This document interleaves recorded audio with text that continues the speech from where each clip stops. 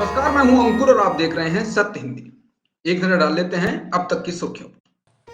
हिजाब को लेकर शुरू हुए विवाद के बाद कर्नाटक सरकार ने कहा कि अब कॉलेज 16 फरवरी तक बंद रहेंगे।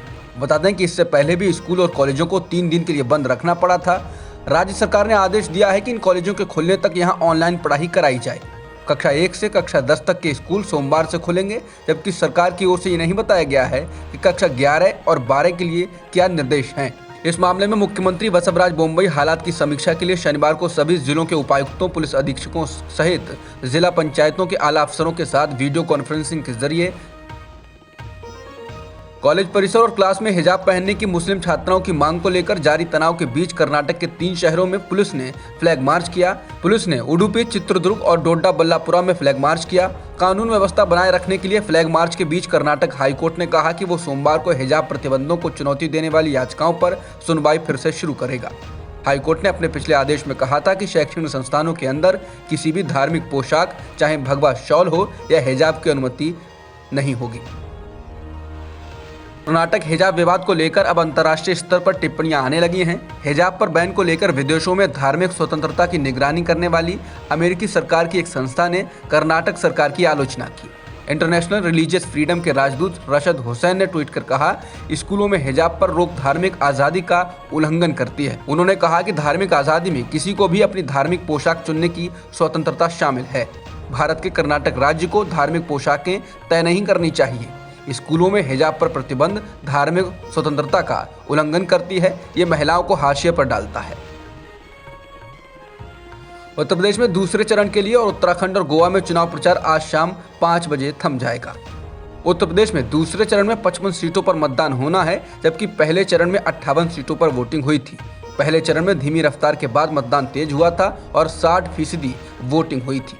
प्रधानमंत्री मोदी, केंद्रीय गृह मंत्री अमित शाह, रक्षा मंत्री राजनाथ सिंह, उत्तर प्रदेश के मुख्यमंत्री योगी आदित्यनाथ आज उत्तराखंड में चुनाव प्रचार करेंगे।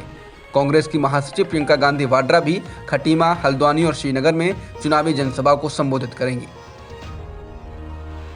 यूपी में सीएए एनआरसी विरोधी प्रदर्शनकारियों की संपत्ति कुर्क करने पर सुप्रीम कोर्ट ने यूपी की योगी सरकार को कड़ी फटकार लगाई है और कहा है कि इसे फौरन रोका जाए।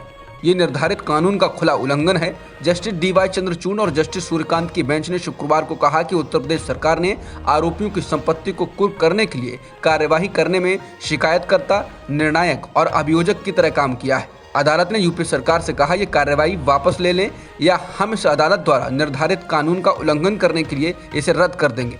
सुप्रीम कोर्ट परवेज आरिफ टीटू द्वारा दायर एक याचिका पर सुनवाई कर रहा था, जिसमें उत्तर प्रदेश में नागरिकता विरोधी अधिनियम सीएए आंदोलन के दौरान सार्वजनिक संपत्तियों को हुए नुकसान की भरपाई के लिए जिला प्रशासन द्वारा कथित प्रदर्शनकारियों को भेजे गए नोटिस को रद्द करने की मांग की गई थी।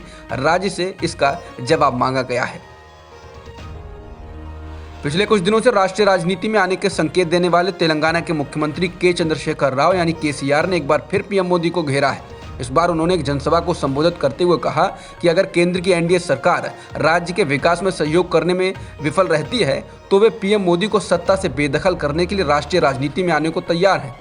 उन्होंने कहा कि अगर राष्ट्रीय राजनीति में निर्णायक भूमिका निभाने की जरूरत पड़ी, हमें अपने देश के लिए लड़ना ही चाहिए। अगर आप लोग मुझे आशीर्वाद दें तो मैं दिल्ली का किला ढहाने को तैयार हूँ। सतर्क रहिए नरेंद्र मोदी, कोई भी आपकी धमकियों से नहीं डरता।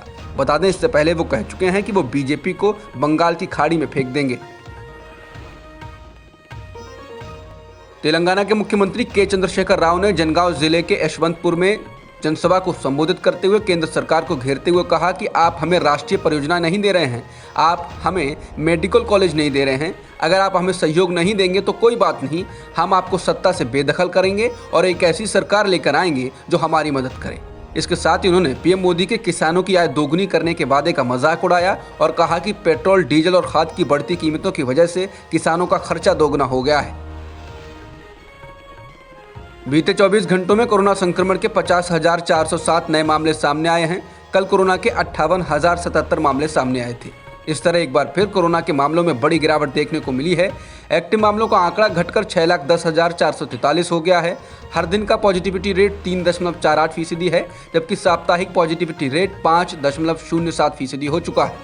भारत में अब तक 172 करोड़ से अधिक वैक्सीन की डोज लग चुकी हैं। अब तक की खबरों में इतना ही। बाकी खबरों के लिए बने रहिए सत्यहिंदी.com के साथ।